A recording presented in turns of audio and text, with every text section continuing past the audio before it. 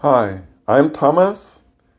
I want to walk you today through the Acroyoga curriculum for the Acroyoga Learning Lab New York City. This is a novel approach to actually have like a curriculum where you as a student can go through step by step. The idea is that this web app can keep track of what you've learned and what's next for you. And then when you come to class, you can learn a lesson that's next for you. And you're gonna show someone who comes after you what their next lesson is, and you have this kind of like trait going on. And instead of being a passive audience in a lecture, you actually get to work with someone who's just a little bit ahead of you and who knows the struggles that it was to learn the things that you're about to learn. Let's take a look at the first level. The design goal behind the first level is to get you to the bird pose. Bird pose is a quintessential acroyoga pose that every beginner is taught. And most people will try to teach you bird immediately. However, I noticed when I teach people technique before, they're much more successful at bird, and they're much more successful at also following acroyoga learning. I came across it randomly. I noticed a lot of students struggle if the bass wants to take one leg off, like they just don't know how to keep their hips parallel. And you can try to explain it to them and they don't get it. And then one day I was just doing this little drill that required holding a plank pose, and it's called the wheelbarrow hold drill. We'll go about it in class. And I noticed when I do that drill with people, they don't have any issues anymore holding a hip up, and in bird pose, the bass takes away a leg. And that way I figured out a lot of things, like pretty much all the issues people had with bird. They're much more effectively taught with a technique drill rather than putting people in bird, overwhelming them, and then verbally telling them what they should do when they can't really make sense of what's going on. So this first level takes us through all the different technique drills that make for a successful bird. And the other thing I learned is that actually bird is pretty complicated for people to learn. It looks simple, but in movement coaching language, there are a lot of degrees of freedom. Degrees of freedom means like you can move your legs and arms in a lot of ways, and your partner can move in a lot of ways. And actually learning hammock is much more successful. Most people can learn hammock on the first try, and virtually everyone gets it on the second try. So that's a much better option for just like getting the experience of getting up into the air. And there's a lot of experience with hundreds of students that went into creating this program for how to introduce people to acroyoga. Once you have the solid foundation, we get to level 2, and level 2 is introducing all the fun elementary poses. These are pretty much all poses that you can more or less learn in the first session.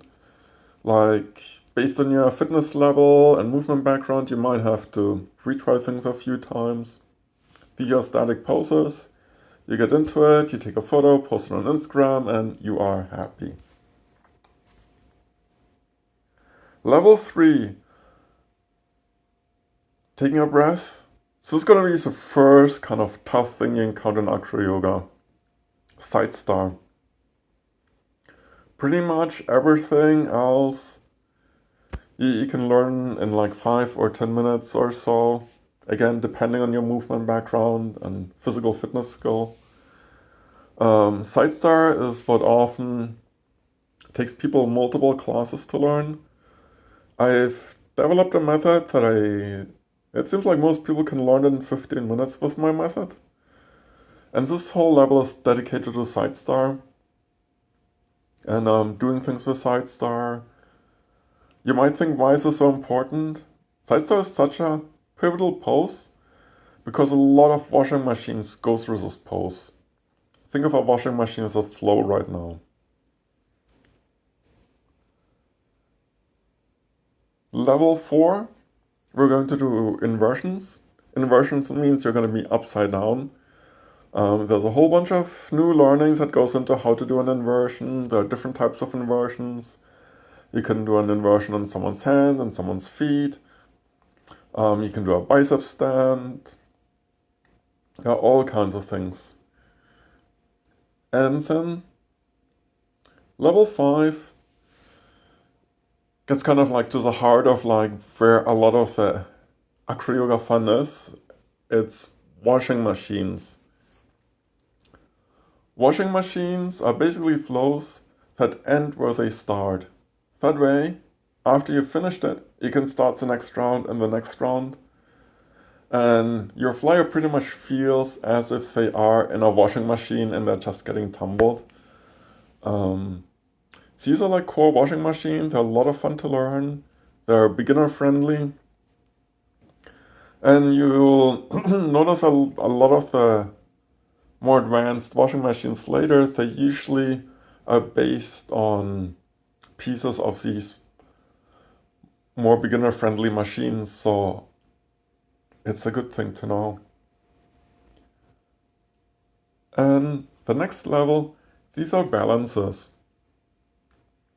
There's a thing in acroyoga where as you progress, you're kind of doing different things, right? Like you started with just doing poses, then you created machines, and there are hundreds and hundreds of machines to do. It's like a big area.